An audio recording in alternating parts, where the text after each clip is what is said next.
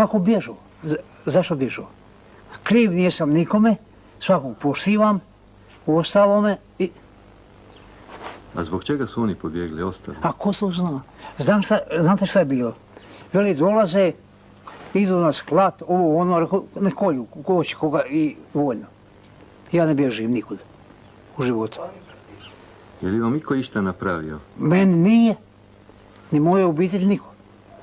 Niko ništa, ni komši, ovome, niko ništa nije meni napravio.